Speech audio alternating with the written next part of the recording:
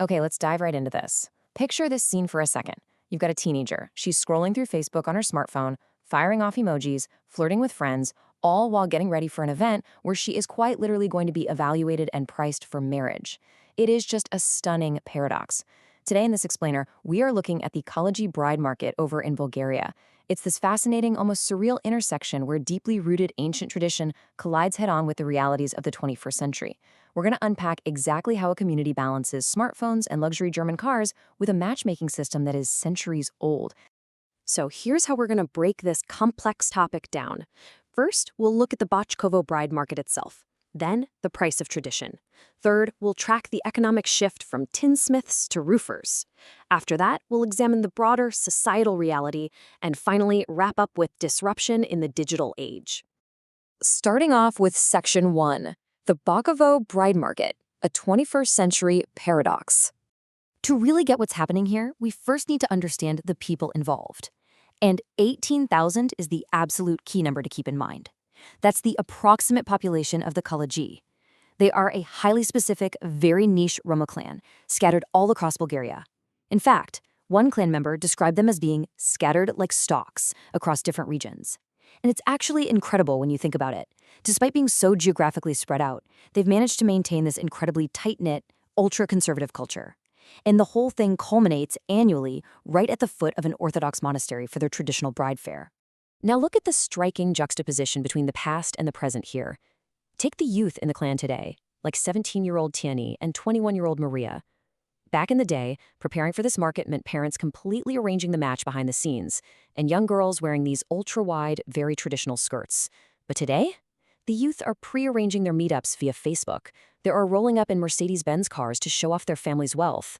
The young women are rocking modern short skirts, rhinestones, high heels, you name it.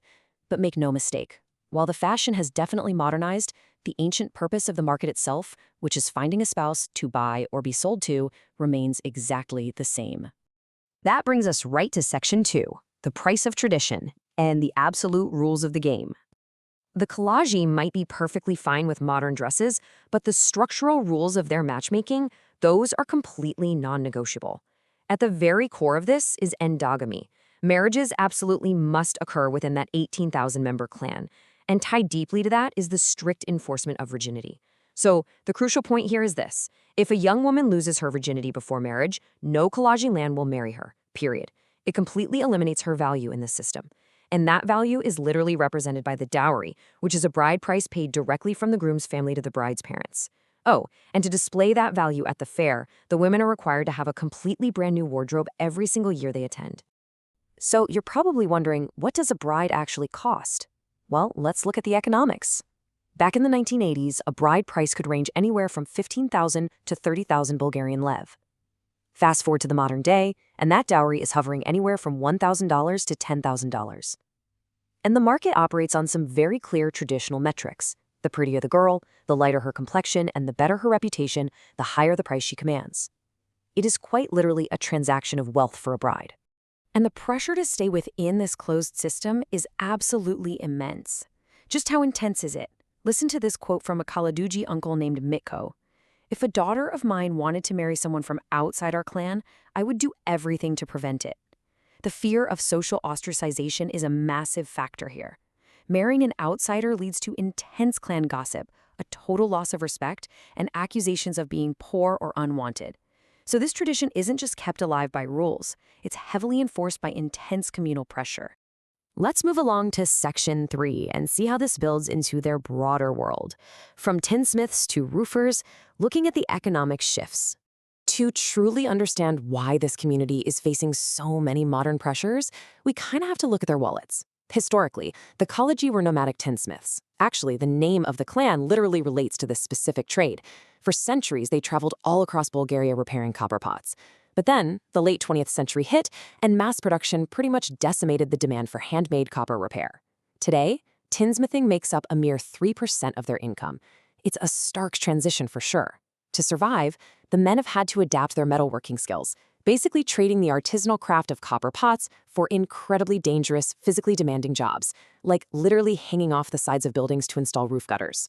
And naturally, this harsh economic reality is fundamentally shifting how the younger generation sees their future. Take 17-year-old Tenny, for example. He isn't banking on copper pots, and he definitely isn't looking toward those dangerous roofing jobs. He is studying forestry. The youth are starting to look entirely outside the historical roots of the clan just to find stability and figure out how to feed their future families. The economic foundation that kept this clan so isolated for so long, it's dissolving. Which brings us to Section 4, the societal reality. It's time to take a macro view of the environment surrounding the Kalaiji. Because while you might see families flashing a Mercedes or a $1,000 dress at the bride's fair, the broader reality for the Roma community in areas like the Stars Agora quarter is starkly different. Data from the NGO World Without Borders points to a massive 80% unemployment rate in these specific neighborhoods. The immense display of wealth at that Bochkovo fair, it's a sharp, very intentional contrast to the severe daily economic struggles so many of these families face back home. And this brilliantly illustrates the hidden, devastating costs of that extreme isolation. The systemic issues we're looking at here are incredibly severe. Infrastructure is virtually non-existent. We're talking makeshift streets lacking basic water or sewage systems. There is a total lack of health insurance among residents. Because of the deep poverty, 15% of the population suffers from infectious diseases like hepatitis, AIDS, or tuberculosis. Furthermore, remember that strict endogamy rule we talked about? Marrying only within a very limited gene pool has sadly resulted in alarmingly high rates of genetic disorders, including epilepsy and muscular dystrophy. When you look at this from the outside, NGOs view the core traditions of the Kalaiji as highly restrictive. Zvezda, a medical assistant for an NGO, noted, "I regard the way they behave towards their women as discrimination. They are unable to play an active role in society." The perspective from outside the clan is that by keeping women out of the modern labor market and purposefully restricting their education just to protect their bride value, the tradition is fundamentally handicapping the entire community's ability to thrive in the 21st century. And that leads us perfectly into our fifth and final section, disruption in the digital age and a crumbling tradition. Let's zoom back into the bride market itself. Right now, the Bochkovo market is basically buckling under massive pressures from two totally distinct fronts. Externally, attendance has plummeted. Just recently, numbers dropped from thousands down to just a few hundred. Why? Because of physical threats from nationalist biker gangs actually blocking the roads. But the internal threat? That is arguably much more powerful and honestly fascinating.